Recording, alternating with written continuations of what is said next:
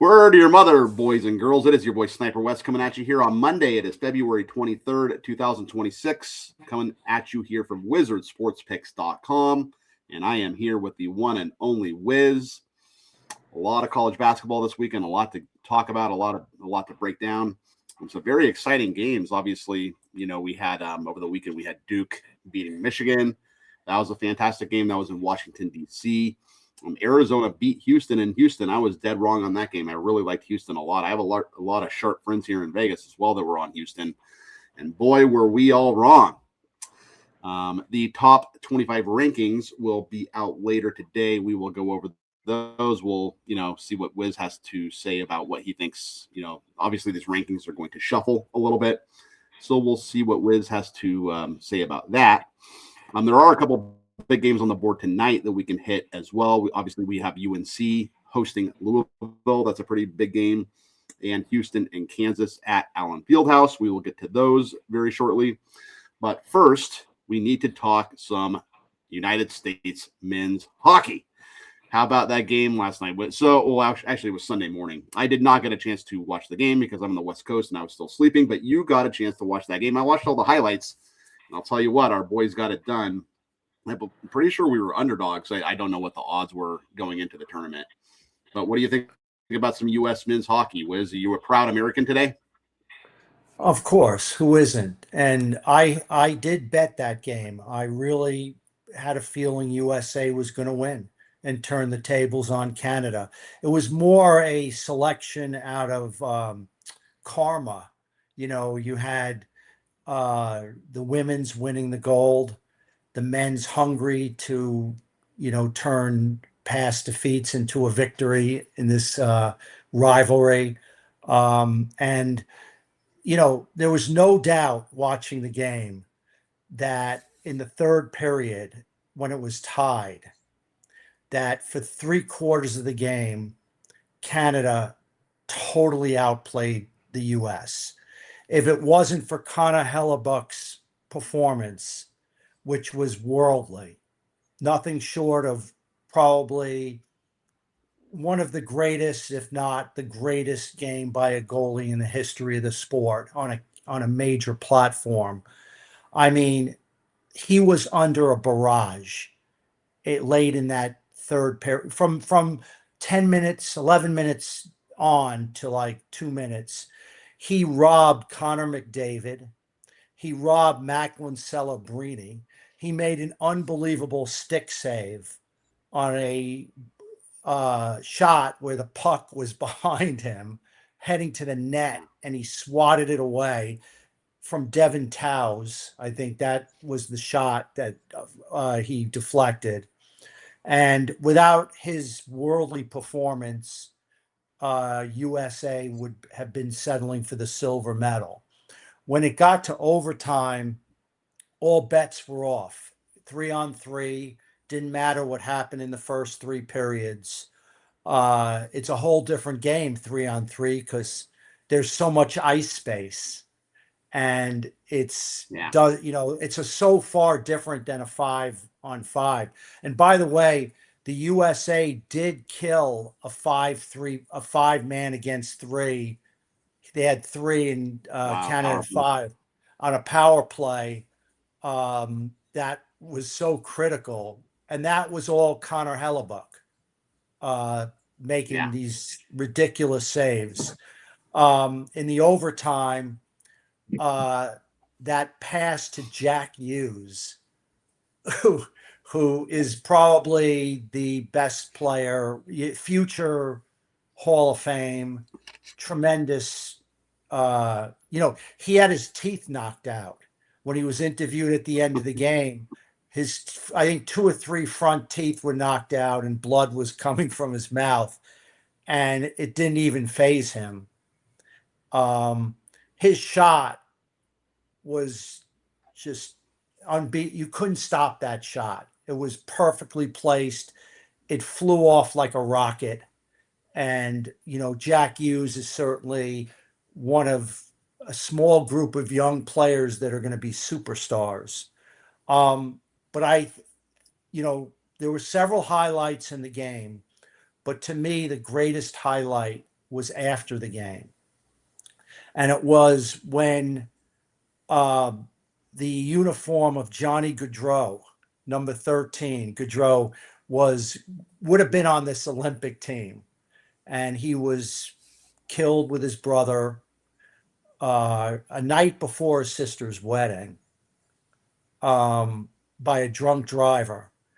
And they brought the two young ones down to the ice, and they held the kids with his jersey with the team photo. And I thought that was that was the greatest sports picture of a victory I've ever seen in all my life. And it's the spirit of the U.S. It's Jack Hughes said it all in his, after the game, his interview. It's all about the team and all about this country. And you couldn't be any prouder of the USA after watching this game. And after, when I came home last night, I watched Miracle with my wife, and probably so did thousands and thousands of people. And it was so appropriate to watch that great movie after watching that game. To think that back in 1980, a bunch of college kids, not NHL pros, college kids, can beat the Russians. Think about that. The best NHL players lost like 8-0, and these kids beat the Russians. And you could see after watching Miracle, when they pulled their worldly goalie, when the Russian coach had enough of him, you knew demons were sinking into the Russians' heads, and they beat them to their own game. They took it to them right from the start. And it just shows you, it's the underdog in the right place at the right time with the right coach could beat anybody. And we saw it in Miracle, and we saw it yesterday in that third period, when there was no way USA was going to hold on. And once it got to overtime, you knew they had a great chance. So that's how I, thought of the game. Yeah. Do you believe in miracles, right? Al Michaels, and that was 46 years ago. It's hard to believe that 46 years of broadcasting. Al Michaels was quite young calling that game. But yeah, Jack Hughes probably never have to buy a beer in America ever again. And our boys got it done. It was fantastic stuff. And I did not know. I watched the highlights and everything. I did not know that story about Gaudreau's kid. So that is some heartwarming stuff. Very, very cool. You got to see that picture. It's a great picture. Yeah. Yeah, I'll have to go and check it out on YouTube later. But that's a fantastic story. And the USA got it done. We are very, very proud. Yeah. I'm a big hockey guy, Wiz. I really, really love hockey. But for some reason, I don't know if it was the time difference or whatever, I just kind of couldn't get into the Olympic thing. I didn't really, a lot of my buddies were watching. I have a lot of handicapper friends that were all watching. I just, for some reason, I don't know. I didn't quite get into it. Just a lot of other stuff going on, college basketball, NBA. I kind of wish I did wake up to watch that game, though. After everything you're saying, it makes me feel like I missed out on something very special. So, all right. So let's move on to basketball. So we have a couple big games. Well, actually, I'm curious to know your thoughts, Wiz, about Duke and Michigan and Arizona, Houston. I'm sure you watched those games. Arizona beating Houston in Houston. I didn't see that one coming, like I mentioned earlier in the video. And they beat them. They were undermanned too. They had a couple of guys hurt in Arizona. They came to play. You have any thoughts on those two games from the weekend? Oh yeah. I mean, Houston laid an egg. They went through a long scoring drought. They were chucking threes. It was the worst game I've seen them play in 2 years. They didn't run much offense. this is a classic case of, and it's one thing that I've learned about college basketball over the years, that when a key man or couple men are out for Arizona, that like they were for Arizona, it's next man up mentality. And for one game, you could get up. And that's what happened. The supporting cast rose to the occasion. That's a tribute to the coach, who's extremely, like I said last week, he worked many years under Mark Few at Gonzaga. He has a culture there. There's no disputing his ability. Kelvin Sampson was one of those rare games he lost his team. They did not look good from start to finish. And it was as bad a performance as you'll ever see from a Kelvin Sampson coach team. But memories are short. They probably didn't even watch the film. Probably tore up the film and tore into their asses. And they get a chance for redemption tonight at Allen Fieldhouse, where Kansas laid a big egg, and probably a worse egg. At home, losing by double digits to a team they should never have lost to. That team is, I wouldn't say shambles, but it's been inconsistent all year long. And to think they could lose 2 games in a row at Allen Fieldhouse is unthinkable. But it could happen tonight because Houston has, if they lose tonight, Houston will have lost 3 games in a row. And, and they're hungry. They're hungry to wipe away the stench of Saturday and the tough loss against Iowa State a few days earlier. This is a very intriguing game. What form of each team will show up tonight? It's a game. It's much watched TV. Yeah, absolutely. Yeah, Cincinnati was 7-7 in conference, so they're not a very good basketball team, and they beat them 84-68. And obviously, going to Allen Fieldhouse, we've talked about Allen Fieldhouse and how tough it is to play there if you're the visiting team. The Cougars did win both head-to-heads last year when they did play.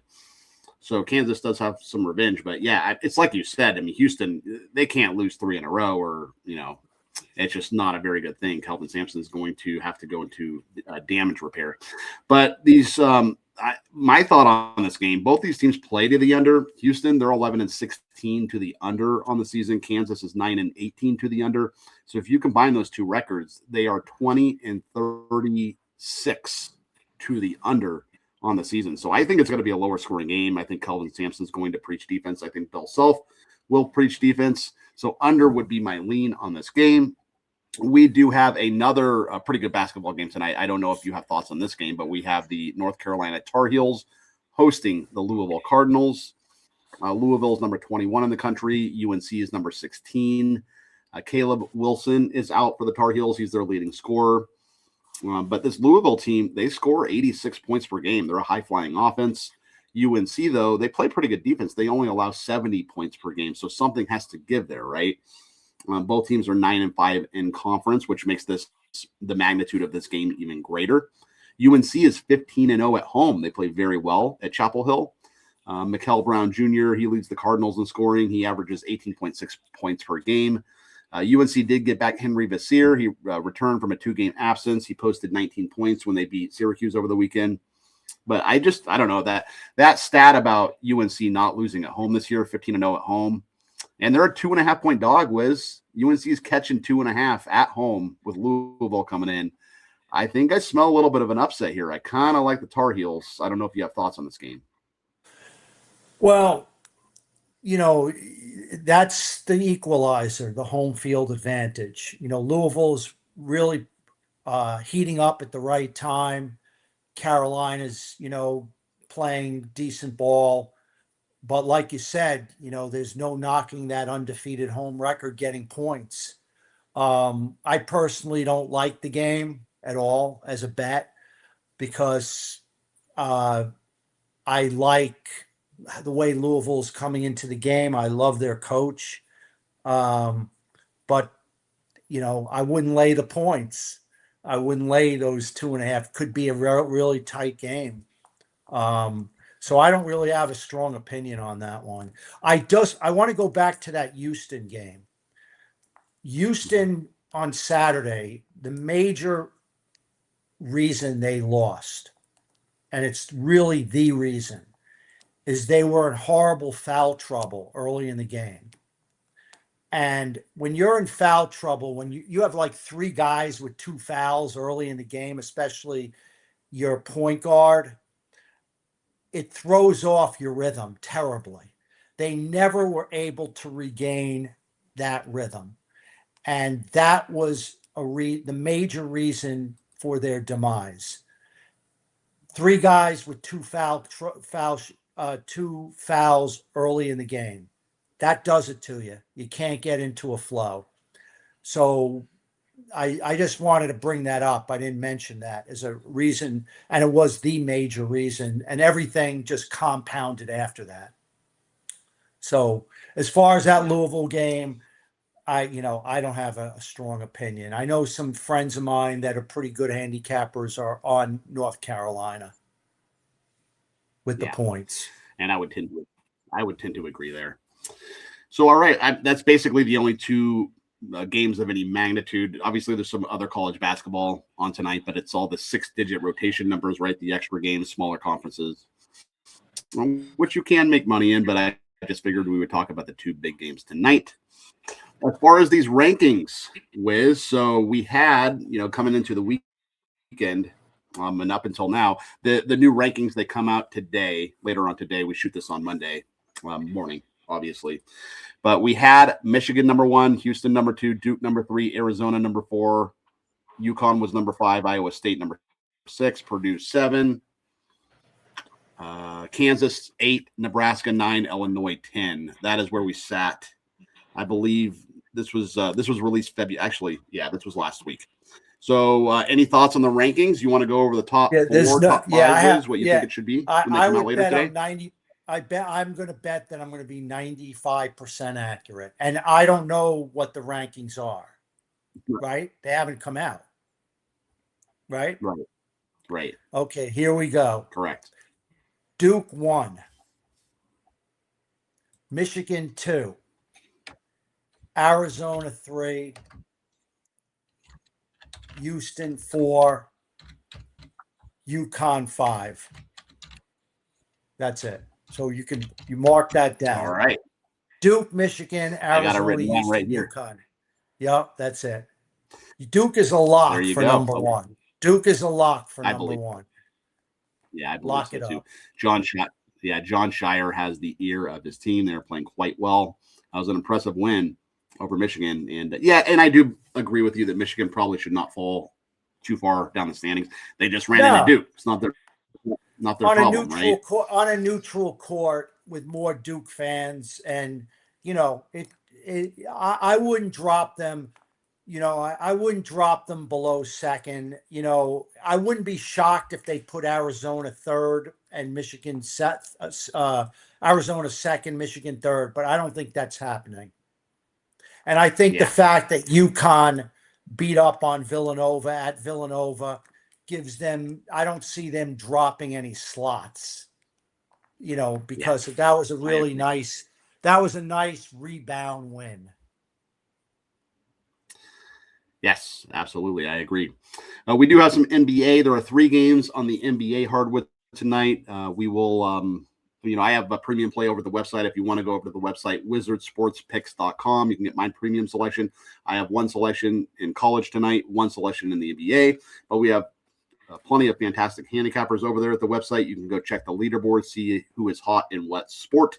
You can filter it by whatever sport you want to do for however many days. I believe it goes for the last 3 days, last 7 days, and last month, and all time over there at the website. So wizardsportspicks.com is where you want to be for all your sharp sports betting information. Please like and subscribe to this video as well. It does help our analytics a lot. And, we didn't get story time from the Wiz today. You got a quick story for us or anything on the way out? No, I think next week I have to come up with one. I mean, there's a lot. I just haven't thought about it for this Monday, but Yeah. we'll have one. We'll have one in the can soon.